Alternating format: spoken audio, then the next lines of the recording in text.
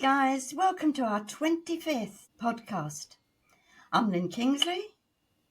And I'm Prakasha. Welcome. 25th podcast, Lynn. Hey, very good. How about Yeah, that? we got this far. That's good. So, what is the topic for today? Well, we were discussing pets in the home and why we have them. So, what did you have as a child? I never had pets as a child, but when I was in Nairobi, we lived in a block of 5 flats with a carport underneath. And we used to have two Alsatian dogs as the guard dogs, really, to frighten off any undesirables. Or we used to get a lot of burglaries at that time, so to keep them off. But I was always told to not go near them because they could bite you. And as a child, when you're told that sort of thing, psychologically it plays in your mind not to go with the animals and touch them or be near them. So I've always stayed away from dogs and cats. But when I moved to London after I did my pharmacy degree, I met my wife and we're going together. They had a nice border collie. Her name was Tess. And slowly got to like dogs, managed to touch them and stroke them. She was a lovely dog, and we used to take her for walks and everything. And that's how my first acquaintance with pets. What about yourself? Yeah, I was exactly the same. My mother used to say, don't go near it, don't, because they'll bite you or something. And yeah, sure, fear sets in, doesn't it? We did used to have a stray cat that used to come into the garden sometimes. And it was riddled with fleas and that sort of thing. It was not very nice, apparently. I was too young to know.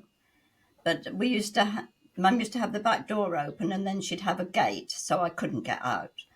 And I used to put my hand through to stroke this cat and Mum used to say, don't touch that. So that put me off cats as well.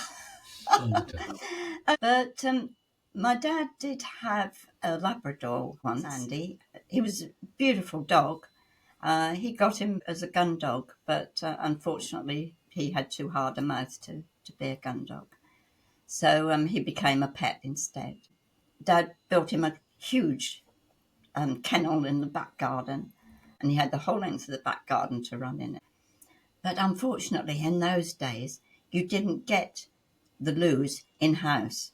The loos were in a shed in the garden, but that was right up the back of the garden, and I had to pass Sandy in order to get there. And I was afraid of him. So what I did, I used to go under the stairs in the cupboard where Dad kept the dog food. And I used to get out a handful of these biscuity things, I've forgotten what they were now. And then I'd go up as far as I could because his chain wouldn't let him go any further. And then I'd throw one in the kennel. And Sandy would run into the kennel. I'd run to the loo. And then when I come back, I'd come out of the loo.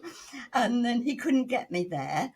So I'd throw another one right down in the bottom corner of the garden. He'd run down. I'd run to the fence. And then I'd walk down the fence because he couldn't reach me there. And that's what I did every time I went to the loo. Because I was so afraid of him. And yet he was a lovely dog and he wouldn't hurt anybody. But. very interesting story, yeah. How to be near dogs but not be near the dogs, sort That's of. right, exactly. But Yeah. one day also you used to get people coming round, knocking on your doors, trying to sell you things like, well, clean easies and that sort of thing. And this gentleman turned up at the door and Sandy was barking away and Mum was wondering why this person wasn't turning his head and looking. And it was because he was deaf. He had this card in his hand, which he handed to me, and that was the deaf language, Yeah. Braille. Braille. No, not Braille. Braille is the Well, dots. the blind, isn't it? Yeah. Yeah, Sign language. yeah. And I taught myself sign language from that card, from Interesting. salesman. He never knew, obviously, but yeah. And so I got quite into it. And then I found out that one of my aunts on my father's side, she actually knew sign language as well. So every time we went over there, she'd say, "What have you learnt this time?" And so we do. Yeah, it was pretty cool. Yeah, I'd like to Um, learn sign language because my daughter did sign language course, and because I my hearing is going a bit funny as I grow older, right. I think comes to all of us, and I have two hearing aids, so I think maybe I should learn sign language. Maybe I need to use it one day. So that's You one of my next job to learn sign language. Be interesting. hopefully it won't get that bad. But yeah, it's taken us a bit away from animals and that. But so, did you actually have? Yeah, we did. We did. When we got married, we had two Persian cats, really lovely cats. The first one we got was blue gray. Her name was Misty. Lovely, lovely cat.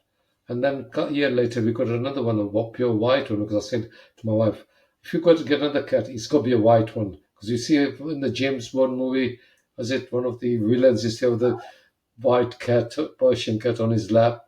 So we had two of them. And they were really good. But they are very independent creatures. You don't have to do much with them. As long as No, they come back. And but with our cats, we never let them out on their own. We didn't put cat flaps or anything. Made sure they're more like house cats. right. So they because they're quite like a pedigree cats and they're fairly expensive to buy. And Yes, you they don't want are. to hear of people stealing cats and everything. But the story I think I'd like to share. My wife was expecting our daughter. That's our second child. We had these two cats, and the mum's dog, which I mentioned earlier, Tess, had passed away. So my wife went to the RSPCA and said, two dogs. So got one for her mum, which was her. I can't remember whether it's he or she, but name was Bess. So probably she. She got one for us. I wasn't Right. very happy because she had two cats. She was expecting. I was working full time, but I wasn't home. And I thought it would been too much for her, so I made her send the dog back.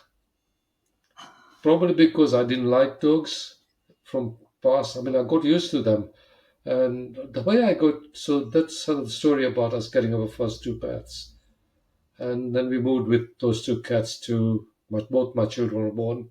Daughter was 6 months, my son was year and a three quarters, and we moved to Bournemouth.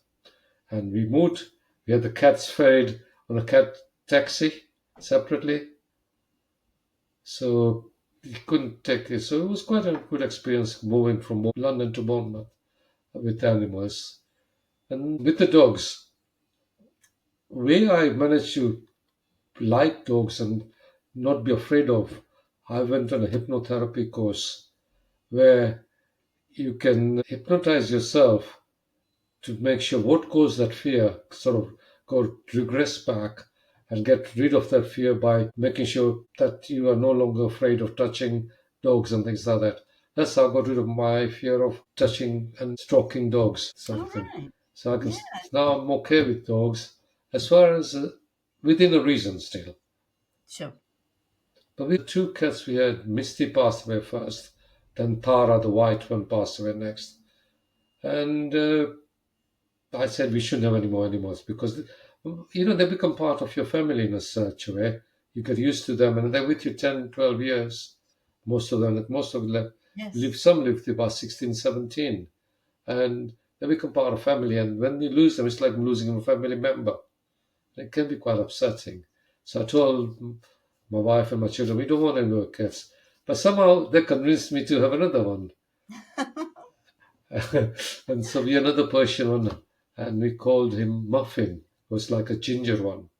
Right. Lovely, lovely cat. Lovely. It was a boy. And all of the cats we had are males, toms. And they've Right. been good. And they them Mm. sometimes, but Muffin was good. But then we lost him after a while. He disappeared for 4 or 5 days, and we looked everywhere around the area, put notes and pictures and everything. About 5 days later, somebody said they'd seen him, so he must have been foraging around and managed to get him back home. But he looked ill and never recovered from them. Oh, Unfortunately, he passed away. So after another 6 months, we had another one, another Persian called Ripley. My son named them after. There's a program called Ripley or film called Ripley or something named after him. And he was good cat. He's lovely. But there, about 12 years he lost that. He was a greyish cat. He was character. He was the right character. He made me laugh. And there are Oh, some pictures and stories about that. And and then my daughter had a cat in Manchester when she was living.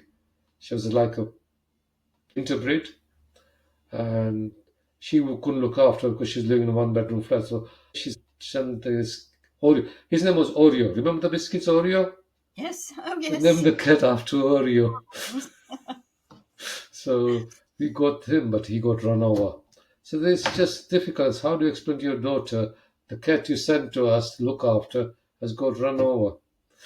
That's right. So it's just difficult times. Ripley passed about a couple of years back, and just before Christmas, and we haven't had any, and I don't think we will in future have any pets. So that's the story goes so far. Some lovely memories of the cats, and they're become part of your family, and yeah, it's sad. It's sad. Yes. Yeah. So that's how far it goes with my story with pets. Anyway, anything else? I never had anything. I used to. Oh yeah, I tell you what. I had a fish tank once. Right. We used to keep tropical fish, but the keep of that was very difficult because they could be so careful because to put the right type of fish in them and to make sure the tanks are clean, aerated. It became a quite responsible. When we were moving from London to Bournemouth, we had to give the fish tank away. But Um, I still, but they're looking at, if you ever looked at the pictures of aquarium and when the are moving around, it's quite soothing. It yes. can be quite Yes. relaxing. So that was quite good. And I always think I should start again, hobby of keeping fish, but it's hard work. So at the Yes. moment, no. And that's Yeah. how far it goes. Anything else you'd like to add at all? I had a goldfish, but mine was one at the fair. You know where you throw the balls into? Yeah, You've been a goldfish. yeah. In fact, I won that one, and eventually that sort of just died of natural causes.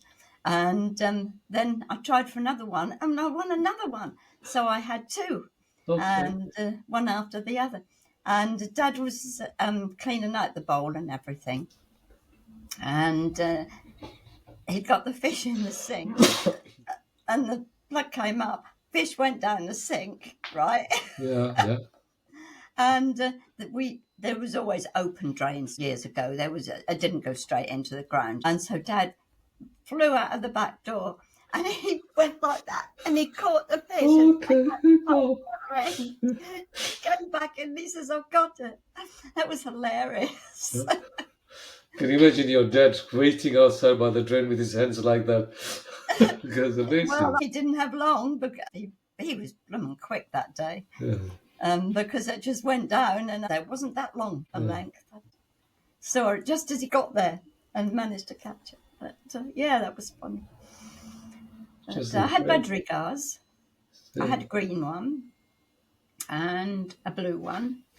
And they always reckon that the blue ones you could teach to talk, Okay. as opposed to the green ones. Apparently, they didn't talk quite so much. That was the story. Whether that's true or not, I haven't the foggiest idea. You But never anyway, tried. but he never spoke. No. So Okay. neither of them did. Yeah.